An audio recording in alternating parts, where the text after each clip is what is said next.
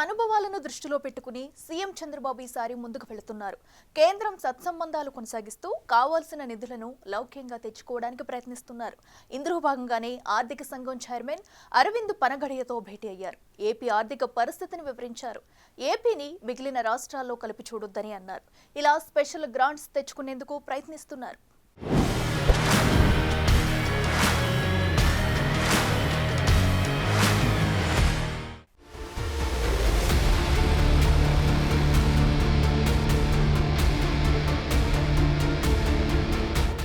కేంద్రంతో సఖ్యతగా ఉండాలి, అవసరమైన నిధులు రాష్ట్రానికి తీసుకురావాలి. ఇదే సీఎం చంద్రబాబు కాన్సెప్ట్. అందుకే దొరికిన ఏ అవకాశాన్ని వదలకుండా ప్రయత్నిస్తున్నారు. సోమవారం చంద్రబాబు 16వ ఆర్థిక సంఘం చైర్మన్ అరవింద్ పనగడియాతో భేటీ అయ్యారు. ఒకవైపు విభజన కారణంగా, మరోవైపు గత 5 ఏళ్ల పరిపాలన వల్ల ఏపీ ఆర్థిక విధ్వంసానికి గురైందని పనగడియాతో చంద్రబాబు తెలిపారు. రాష్ట్రాన్ని పునర్నిర్మించాల్సి ఉందని, దానికోసం అవుట్ ఆఫ్ ది బాక్స్ ఆలోచించి ఆర్థిక సంఘం సాయం చేయాలని కోరారు. మొదట 45 నిమిషాల పాటు అనుకున్న సమావేశం 2 గంటల పాటు సాగింది. రాష్ట్ర పరిస్థితులపై ప్రాథమిక అవగాహన కల్పిస్తూ చంద్రబాబు పవర్ పాయింట్ ప్రెజెంటేషన్ ఇచ్చారు.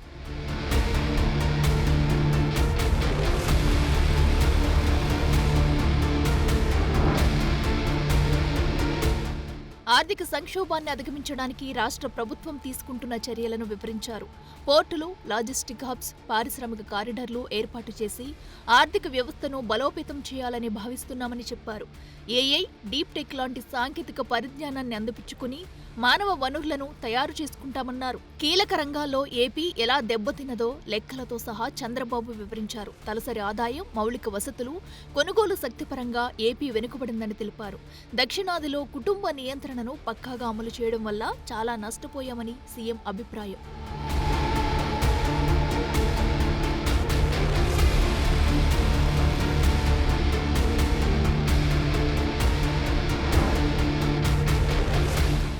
కేంద్ర బడ్జెట్పై సీఎం చంద్రబాబు కీలక వ్యాఖ్యలు చేశారు. ప్రతిసారి కేంద్ర బడ్జెట్లో ఏపీ పేరు చెప్పాల్సిన అవసరం లేదని అన్నారు. కేంద్ర ప్రభుత్వం ఇస్తున్న చేయూతను అందుకుంటే రాష్ట్రాన్ని నంబర్ 1 స్థానానికి తీసుకెళ్లొచ్చని చెప్పారు.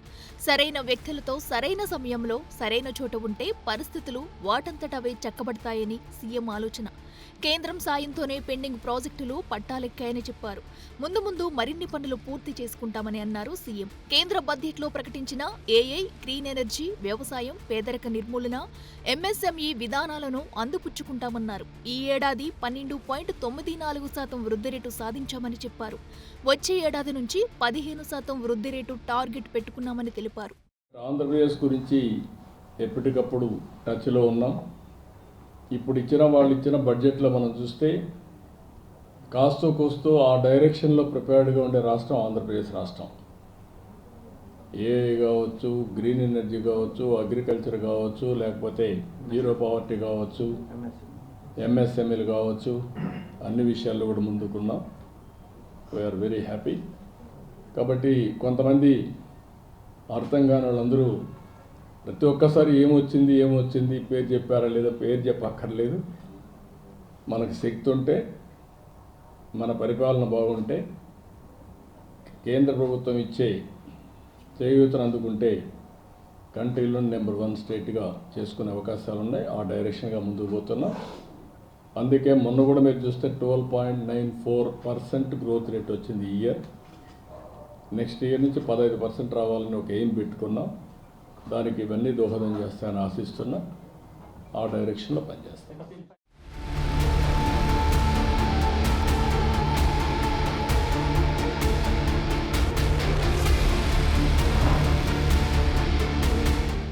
ప్రభుత్వం అమలు చేస్తున్న పథకాలపై సీఎం చంద్రబాబు సోమవారం సమీక్ష నిర్వహించారు. పథకాల లబ్ధిదారులు అసంతృప్తి వ్యక్తం చేస్తే వారితో నేరుగా మాట్లాడి కారణాలు తెలుసుకోవాలని సీఎం అధికారులను ఆదేశించారు. వ్యక్తులు, వ్యవస్థలో లోపాల వల్ల సమస్య ఉన్నట్లు తేలితే వెంటనే సరిదిద్ది బాధ్యులపై చర్యలు తీసుకోవాలని సూచించారు. గ్యాస్ పంపిణీలో అవినీతి జరిగితే గ్యాస్ ఏజెన్సీలను బాధ్యుల్ని చేయాలన్నారు.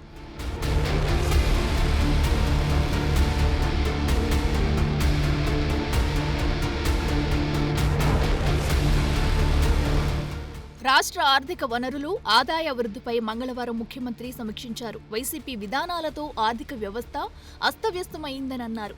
అయినప్పటికీ ప్రజలపై అదనపు భారం మోపొద్దని చెప్పారు. ఏ ఒక్కరూ పన్ను ఎగవేతకు పాల్పడకుండా చూడాలని, అలాగని వ్యాపారులను వేధింపులకు గురి చేయొద్దని సూచించారు. ఈ మీటింగ్లో కీలక విషయాలు బయటకొచ్చాయి. 2023-24 ఆర్థిక సంవత్సరంలో వాణిజ్య పన్నుల విభాగంలో 41,420 కోట్ల రూపాయల ఆదాయం వచ్చింది. ఈ ఏడాది ఇప్పటికే 41,382 కోట్ల రూపాయలు వచ్చింది. ఇంకా 2 నెలలు మిగిలి ఉంది. అంటే గతేడాది కంటే ఈ ఏడాది ఆదాయం పెరిగింది. కొత్త ఎక్సైజ్ విధానం వల్ల కూడా ఆ శాఖలో ఆదాయం పెరిగిందని అంచనా. గనుల శాఖలో మాత్రం అనుకున్నంత ఆదాయం రాలేదని తేలింది.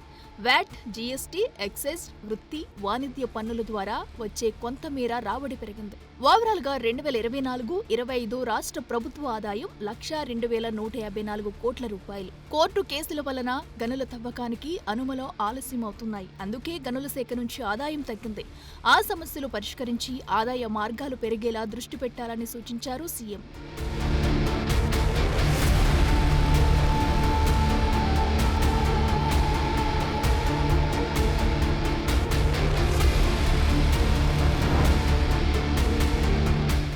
ప్రణాళిక శాఖపై కూడా సీఎం మంగళవారం సమీక్షించారు. రాష్ట్రంలో పేదరిక నిర్మూలనే లక్ష్యంగా ఉగాది రోజున పబ్లిక్, ప్రైవేట్, పీపుల్స్ పార్ట్నర్షిప్ కార్యక్రమాన్ని ఆవిష్కరిస్తామని చెప్పారు. పారిశ్రామికవేత్తలు, ఎన్ఆర్ఐలను ఒకే గొడుగు కిందకు తీసుకొస్తామన్నారు. సమాజంలో అట్టుడుగున ఉన్న 20% మందికి, ఆర్థికంగా బలంగా ఉన్న 10% మంది చేయూతనివ్వడం ద్వారా మంచి ఫలితాలు సాధించవచ్చని సీఎం ఆలోచన. ప్రత్యేక సర్వే ద్వారా అట్టడుగున ఉన్న వర్గాలను గుర్తించి వారికి సాయం అందేలా చేస్తామని చెప్పారు.